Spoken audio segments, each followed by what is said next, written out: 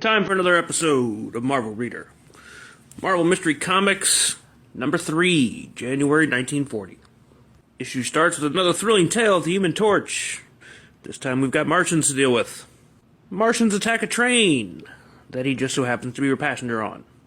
They derail that train, but not to worry. People are gonna live. The Martians attack the train for a explosives engineer on board because they want that trinitrotolu. They want the explosives.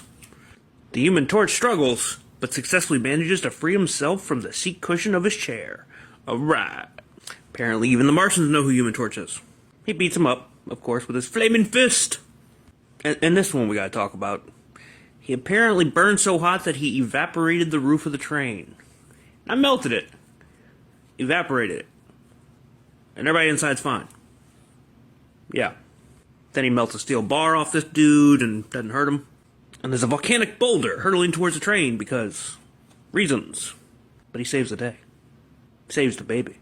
But then he gets captured in a glass tube filled with water. It's his third time being captured in 3 issues. They tie him to a chair.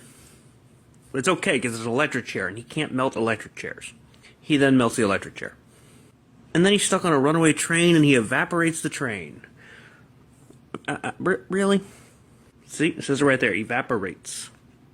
But then we find out that the Martians are really not so bad. They just need explosives because they forgot how to make them. So Human Torch helps, and everybody lives happily ever after. Also got another appearance by the Angel, but I gotta tell you, it's not a great issue. So we're gonna focus on this. The shadow. The shadow of the hero looks like an angel. That's where the name comes from. It answers some questions. The bad guy, of course, accidentally dies, because, yeah. And Namor the Submariner, issue number 3, again, 2 years before Aquaman. The police have an idea to capture him, and he's still got the strength of 100 elephants. So this undercover cop poses as a drowning woman. Namor, of course, goes to rescue her, and she pulls a gun. Oh no. He just slaps that shit away. He decides to kidnap her, but then he runs smack dab into the Nazis fighting the Allies. He then proceeds to kill all the Nazis. Yep. And after calling her the White Devil, she convinces him to fight the Nazis for the Allies. So it's a real sudden turn, but yeah. There's also an issue of Khazar, but not much happens. He fights off some poachers, and we get the return of Fat Face from issue number 1. You remember him? And that wraps up this issue.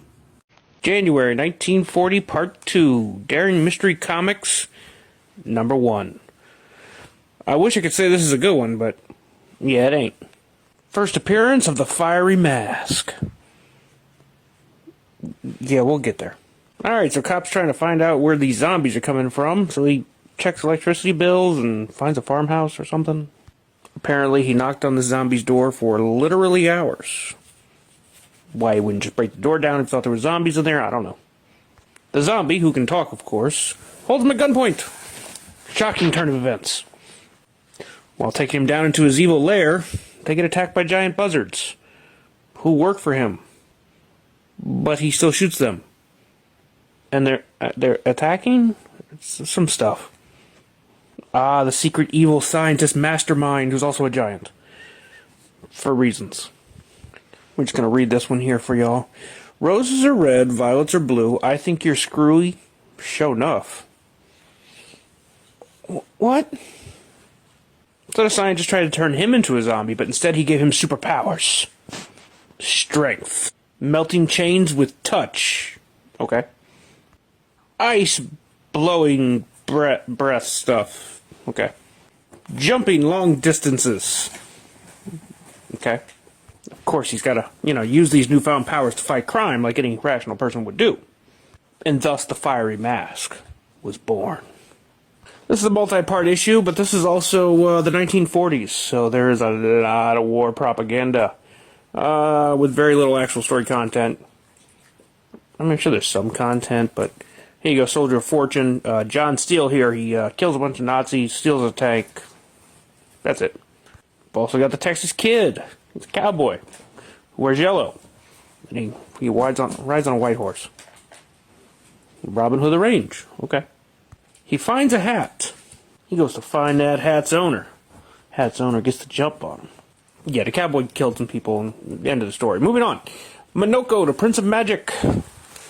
This is clearly a predecessor to Doctor Strange. Saves a woman from being run over by a car by using teleportation magic, and she, of course, has a brother who's perfected some explosives or something. There's a couple of brawls for no reason with magic around. I don't know. Minoko can pull off Doctor Strange multiplying himself trick. Again, I told you, Doctor Strange. Heroes captured because that has to happen at least once per issue. In all these comics so far. And we're going to end it here with this quality face artwork. Yeah, I'm out.